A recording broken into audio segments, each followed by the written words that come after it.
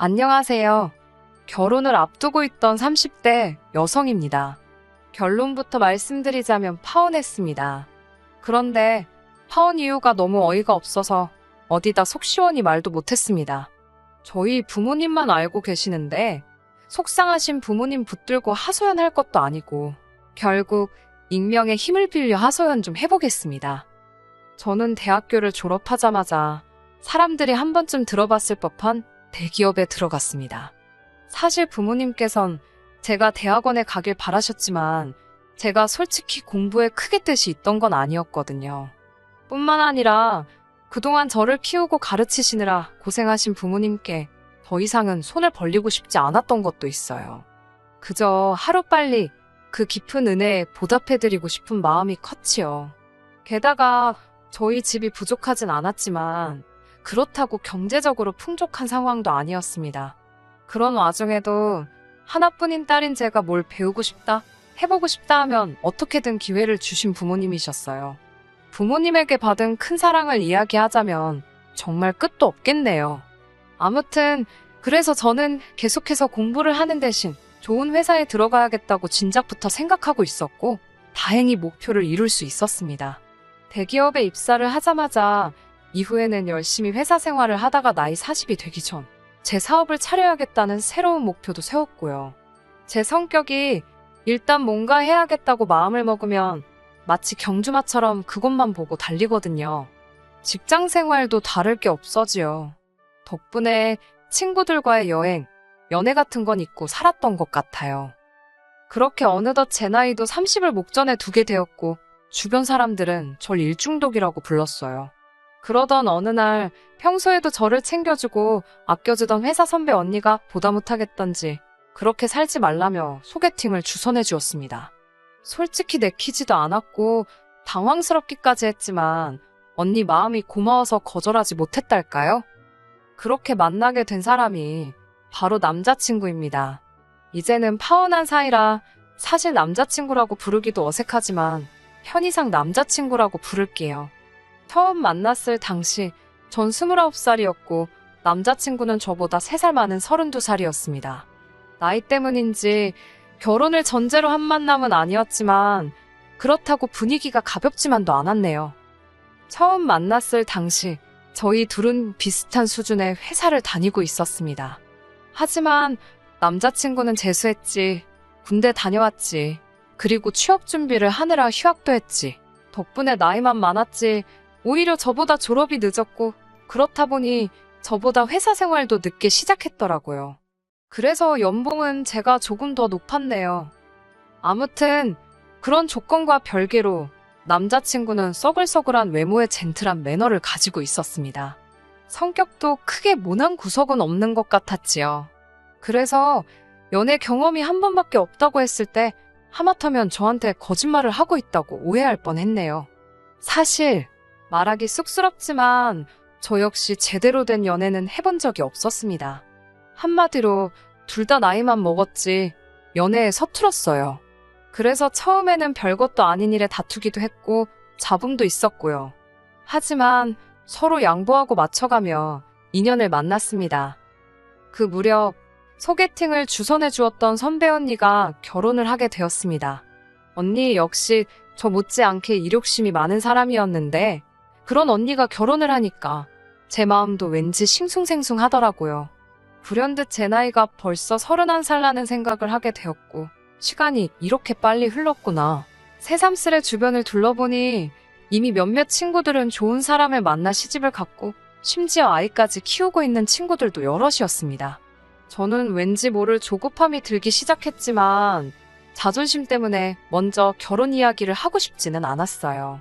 그래서 처음엔 유치하지만 장난처럼 결혼에 대해서 운을 띄웠지요. 하지만 남자친구는 눈치를 못 챈 건지 아니면 의도적으로 모르는 척하는 건지 얼렁뚱땅 제 말을 별거 아닌 일처럼 치부하고 넘기기 일쑤였습니다. 결국 참다 못한 제가 남자친구에게 확실히 방향을 정해달라고 했어요. 저와 결혼을 생각하고 있는 건지 그게 아니라면 놔달라고요. 그제서야 남자친구는 기다리게 해서 미안하다며 저에게 프로포즈를 해왔습니다. 그렇게 결혼 준비가 하나씩 시작되었어요. 전에는 남자친구라는 사람에 대해서만 알았지만 결혼을 하자고 마음을 먹으니 남자친구의 가족은 어떤 사람들인지, 남자친구는 어떤 가정에서 자랐는지 궁금한 것도 확인해야 할 것도 많더라고요. 서울에서 태어나 지금까지 부모님과 떨어져 본 적 없는 저와 달리 남자친구는 혼자 15년째 자취를 하고 있어요. 한편 남자친구의 부모님께선 차로 1시간 반 정도 떨어진 곳에서 살고 계셨는데 그 근처에서 반찬 가게를 운영하신다 들었지요. 장사가 어느 정도 되었는지는 잘 모르겠네요. 결혼 이야기가 나오기 전에는 그런 이야기까지 궁금하지 않았던 게 사실이고, 결혼 이야기가 나온 후에는 괜히 제가 돈 때문에 물어보는 것처럼 보일까봐. 돈 이야기가 나왔으니 말이지만 결혼 이야기가 오가면서 시쳇말로 서로 주머니 사정도 오픈을 했어요. 저는 당시 모아둔 돈이 7천 정도 있었고 남자친구는 3천이 있었습니다. 그리고 남자친구는 할부가 끝나지 않은 차를 한 대 소유하고 있었고요. 저와 만나기 전 주변 친구들이 자동차는 좋은 거 타야 된다고 꼬셔서 얼떨결에 외제차를 뽑았다고 하더라고요. 그래서 한 달에 차값으로만 나가는 돈이 100만 원 가까이 되었습니다. 이 부분에 있어서는 솔직히 너무 이해도 안 되었고 마음에 들지 않았지만 저와 알기도 전에 있었던 일이니 제가 남자친구를 탓할 만한 상황이 못 되었네요. 남자친구는 어머님 아버님과도 좋은 관계를 유지하고 있었습니다. 남자친구도 저와 마찬가지로 외동이라 그런지 남자친구에 대한 어머님의 정성이 대단하셨지요. 게다가 덜어져 살아서인지 어머님께선 한 달에 한 번 내지 2번은 꼭 남자친구 자취방에 찾아오신다 들었습니다. 국이며 반찬이며 챙겨오셔서는 청소까지 구석구석 싹 해주고 가시신다고요. 사실 그 이야기를 들은 이후로는 남자친구 자취방에는 아예 출입을 하지 않았습니다. 저희 부모님 세대만 하더라도 남녀가 서로 집에 드나드는 거에 대해서 불편해하시는 분들이 많잖아요. 괜히 저에 대해서 색안경을 끼실까봐 나름대로 행동에 신경을 많이 썼습니다. 하지만 제가 아는 건 이 정도가 전부였고 실제로 어머님 아버님을 직접 뵌 적도 없고 대화를 나눠본 적도 없었어요. 그래서 어머님 아버님과 식사 자리를 갖게 되었습니다. 지금도 다시 생각만 해도 구역질이 올라오네요. 어쨌든 처음으로 인사를 드리러 가는 자리였기에 뭘 사갈까 고민을 많이 했어요. 그러다 미리 주문해야만 먹을 수 있다는 케이크를 사가게 되었습니다. 어차피 식사하고 나면 디저트가 필요할 테니까 다 같이 먹으면 되겠다는 생각이었지요. 남자친구가 원래 달달한 디저트류를 좋아하기도 했고요. 그렇게 남자친구 집에 도착하니 어머님께서 드디어 만나본다며 너무 다정하고 따뜻하게 저를 반겨주셨습니다. 사실 시집살이라던가 고부 갈등에 대해 안 좋은 이야기를 많이 들어서 긴장을 꽤나 한 상태였거든요. 하지만 어머님의 환영 덕분에 제 마음속 걱정이 눈 녹듯 사라지는 것 같았네요. 그렇게 집 안으로 들어선 뒤 케이크를 어디다 둘까 하다가 조심스레 냉장고를 열었습니다. 그러자 순간 알 수 없는 악취를 맡게 되었어요. 전 솔직히 앞서가던 남자친구가 방구라도 낀 건가 싶었지요. 하지만 냉장고 속을 보니 그 이유를 알만했지요. 반찬들은 뚜껑도 없이 들어가 있질 않나. 언뜻 보기에도 상한 과일들도 보이고. 그때 어머님께서 저더러 상차림을 좀 도와달라 하셨습니다. 제가 냉장고 문을 닫으니 그걸 왜 닫냐며 고기 반찬들 좀 식탁에 올려놓으라고 하시는 거예요. 당황스러웠지만 일단은 시키는 대로 했지요. 그러다 고사리나물을 꺼냈는데 그 위에 하얗게 눈꽃마냥 곰팡이가 폈더라고요. 제가 어머님께 이건 버려야 할 것 같다고 보여드리니 이건 덜어내면 된다며 이 고사리가 시골 어디서 누가 보내준 귀한 거라며 이따 저도 좀 챙겨주신다고 하셨습니다. 저는 일단 떨떠름한 표정으로 표정이 어땠을지 모르겠네요. 아무튼 감사하다고 말씀드렸지요. 어머님께선 하나밖에 없는 아들이 며느리감을 데려온다고 해서 너무 좋으셨다며 갈비찜도 하고 전도 하셨다고 그러더라고요. 제가 뭐라고 이렇게까지 하셨나 싶어서 너무 감사했어요. 어머님은 이제 거의 다 되었다며 저더러 거실에 가서 남자친구랑 같이 앉아있으라고 하셨습니다. 제가 좀 더 도와드리겠다고 했지만 괜찮다고 하시더라고요. 그리고 비로소 긴장이 좀 풀리면서 남자친구의 집을 둘러보게 되었습니다. 남자친구의 집 구조가 특이해서 들어오자마자 부엌이었고 부엌을 가로질러야 거실에 갈 수 있었거든요. 거실은 이렇게 표현해도 될지 모르겠습니다만 한마디로 정신이 하나도 없었습니다. 일단 크고 작은 화분들이 한쪽 벽을 가득 채울 만큼 늘어져 있었는데 문제는 대부분이 죽어 있었다는 거지요. 누렇게 뜨고 마른 잎들이 간신히 매달려 있는 화초들이 즐비했습니다. 게다가 초록빛 곰팡이가 잔뜩 끼어있는 대형 어항도 볼만하더군요. 당연히 그 안에는 물고기도 없었지요. 아무튼 한번 그런 것들이 눈에 들어오기 시작하니까 저도 모르게 자꾸 다른 것들도 관찰 아닌 관찰을 하게 되더라고요. 곧이어 때가 탄 건지 색이 바랜 건지 알 수 없는 커튼이 눈에 들어왔고 그제서야 저는 제가 끌어안고 있던 쿠션을 보게 되었습니다. 하마터면 소리를 지를 뻔했어요. 이건 마른 핏자국인지 아니면 오래된 커피 자국인지 알 수 없는 진한 갈색의 얼룩이 듬성듬성 있었으니까요. 남자친구가 놀란 저를 보더니 대수롭지 않다는 듯 자기 거랑 바꿔줄 거냐입니다. 제가 괜찮다 하니까 뒤집어서 안고 있으라고 했던 것도 같아요. 갑자기 괜히 몸이 근지럽고 솔직히 찝찝하더라고요. 그래서 손이라도 씻고 올까 싶어 화장실로 향했습니다. 화장실은 제가 온다고 치우기라도 하셨는지 거실에 비하면 양반이었습니다. 하지만 손을 씻고 물기를 수건에 닦으려는 순간 거의 토할 뻔했네요. 걸려있는 수건에서 걸레 냄새가 났으니까요. 제가 절대로 비위가 약한 사람이 아닙니다. 웬만한 대화 주제로도 끄떡없는 사람이거든요. 결국 저는 대충 손을 털고 나왔습니다. 인사드리는 날이라고 백화점 고급 브랜드에서 연분홍 투피스까지 사입고 온 제 자신이 우스울 지경이었네요. 아무튼 그렇게 거의 소파에 엉덩이를 걸치듯 앉아 있었습니다. 어머님이 쉬라고 해서 앉아있던 거지만 왠지 가시방석처럼 편하진 않았어요. 아버님은 저더러 똥 마려운 강아지 마냥 왜 그러냐고 농담을 던지셨지만 그런 농담이 당황스럽고 재밌지도 않았던 전 어정쩡하게 웃어 보였지요. 어느덧 어머님께서 식사 준비가 다 되었다 하셨고 그렇게 저를 포함한 모두가 식탁에 둘러앉았습니다. 집의 상태와 달리 모든 음식은 정갈하게 담겨져 있었고 냄새도 좋았어요. 반찬 가게를 하신다더니 역시 솜씨가 좋으신가 보다고 속으로 생각했지요. 하지만 그런 생각도 잠시 저는 어머님의 행동에 다시 한번 크게 놀라고 말았습니다. 어머님께선 국이 간이 잘 됐나 혼잣말처럼 말씀하시더니 수저로 간을 보시더라고요. 좀 싱겁다 하시더니 맛소금을 어머님 입에 넣으셨던 수저에 덜어서 그대로 국이 들어있는 냄비로 직행이었습니다. 어머님께선 당신 입으로 쪽 빨았던 수저로 온 가족이 먹어야 할 국을 휘휘 젓고 계셨지요. 아버님이나 남자친구는 익숙해서 그런지 별로 놀란 기색이 아니었지만 저는 어쨌든 남이잖아요. 비위가 너무 상하더라고요. 하지만 저도 남자친구와 결혼을 하고 싶어서 인사를 드리러 온 입장인데 정색을 할 수도 없고 그렇다고 어머님께 뭐라 할 수도 없어서 그냥 아무 말도 못했습니다. 식탁에는 갈비찜이 있었는데 아버님은 며느리감 온다고 네 엄마가 큰돈 썼다면서 모처럼 갈비 뜯게 생겼다고 좋아하시더라고요.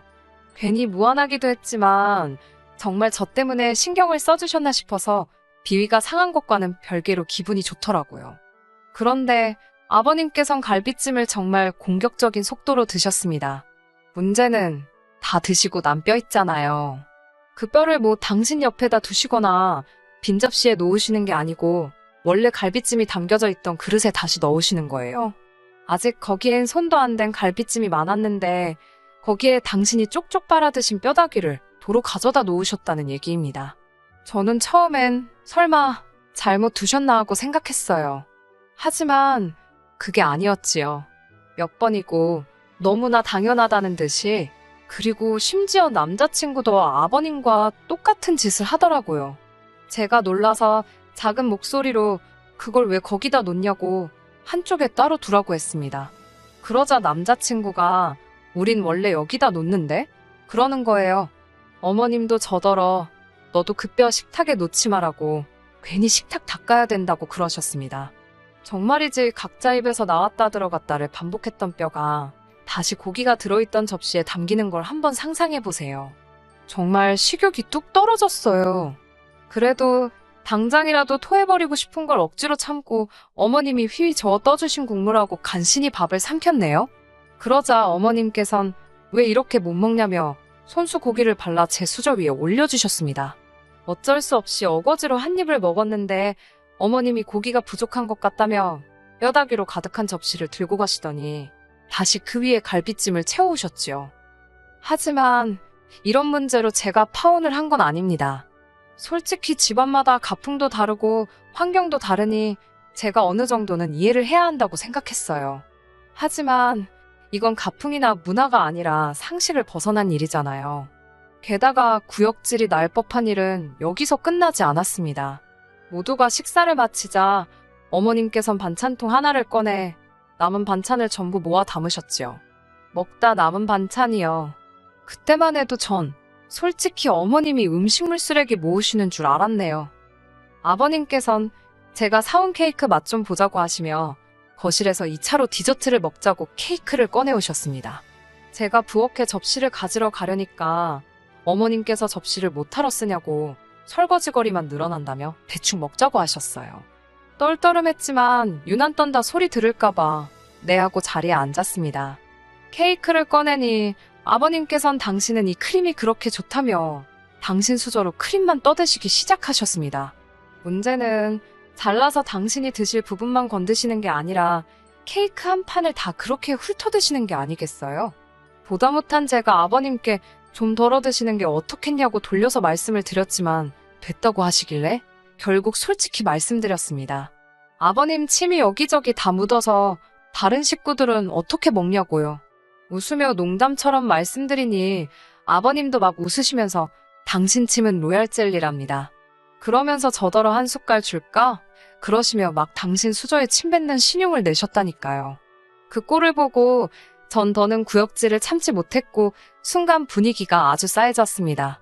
결국 제가 죄송하다고 먼저 가보겠다며 자리를 일어섰는데 어머님이 아까 남은 반찬을 쌌던 반찬통을 제 손에 들려주시며 집에 가져가서 고추장 넣고 비벼 먹으랍니다. 저는 어이가 없어서 됐다고 말씀드리고 그대로 집을 나왔네요. 밖에 나와 찬바람을 쐬니 속이 좀 가라앉는 것 같기도 했고 이제 슬슬 큰 길로 나가 택시를 잡으려고 했는데 남자친구가 뒤따라 나왔더라고요. 손엔 그 짬밥통을 챙겨 들고 말이지요. 전 남자친구가 제가 걱정이 돼서 나온 줄 알고 괜찮다고 했는데 자세히 보니 남자친구 표정이 울그락불그락 장난이 아니었습니다. 저더러 지금 이게 무슨 행동이냐고 다짜고짜 소리를 지르길래 저도 황당해서 아니 오빠야말로 왜 소리를 지르냐고 받아쳤어요. 그러자 남자친구는 누가 됐건 자기 부모님한테 무례한 건 못 참는답니다. 어이가 없어서 내가 무례하긴 뭘 무례했냐고 솔직히 너무 비위생적이고 비상식적이라 참다 못 참고 뛰어나온 건데 오빠 눈엔 저게 정상으로 보이냐고 물었습니다. 그러자 남자친구가 한다는 말이 한 집안 식구들끼리 뭐가 비위생적이냐며 아주 악다구니를 쓰더라고요. 아니 전 솔직히 말해서 남자친구가 왜 그렇게 격분을 한 건지 파혼한 지금도 이해가 안 됩니다. 차라리 남자친구가 자기 부모님이 절 너무 편하게 생각하셔서 실수를 하신 것 같다 미안하다라고 말했으면 저도 내가 좀 더 참았어야 하는데 어른들이 민망하진 않으셨을지 걱정이라는 식으로 대화가 마무리되지 않았을까 싶거든요. 하지만 남자친구는 미안하다는 말은커녕 저더러 왜 자기 엄마가 싸준 반찬은 안 가져가냐며 왜 자기 부모님을 무시하냐고 계속해서 억지를 쓰더라니까요. 결국 저도 막판엔 그걸 더러워서 어떻게 먹냐고 오빠나 먹으라고 했습니다. 그러자 어머님 반찬 가게 오시는 손님들은 돈 주고 사 먹고 없어서 못 먹는다며 저더러 꼴값 떨지 말랍니다. 도저히 들을 생각도 없고 논리도 안 통하는 인간한테 떠들어봤자 나만 손해다 싶어서 그래 많이 팔아먹으라고 덕담 한마디 해주고 뒤도 안 돌아보고 집에 왔네요. 제가 이렇게 파혼을 했으니 도대체 어디 가서 이야기를 할 수 있겠어요? 이건 뭐 본격적으로 혼수 예단 이야기를 하다 틀어진 것도 아니고 시부모님 되실 분들은 상식이 없으셨고 아들은 재수가 없었다고 해야 하는 건지 파혼 결정은 제가 일방적으로 했고 그래서 한동안 남자친구에게 연락이 오긴 했었어요. 일평생 그렇게 살아오신 어른들을 바꾸려 들지 말라나 옛날에는 다 그렇게 손으로 나눠 먹고 했어도 그게 정이다 생각하고 살았다나 자기 부모님은 정이 많은 분들이라 그렇다나 별의별 개소리를 다 하던데 그냥 깔끔하게 무시했더니 이제 연락은 없네요. 솔직히 제 인연이 아까워 미치겠습니다. 그렇다고 원망만 하며 시간을 보내기엔 제 인생이 아까워서 오늘 이렇게 마지막으로 털어놓고 더는 기억하지 않으려고 합니다. 똥 밟은 셈 치려고요. 끝까지 들어주셔서 감사합니다. 오늘의 사연은 여기까지입니다. 구독과 좋아요, 알람 설정 부탁드리고 더 좋은 사연으로 다시 찾아뵙겠습니다. 감사합니다.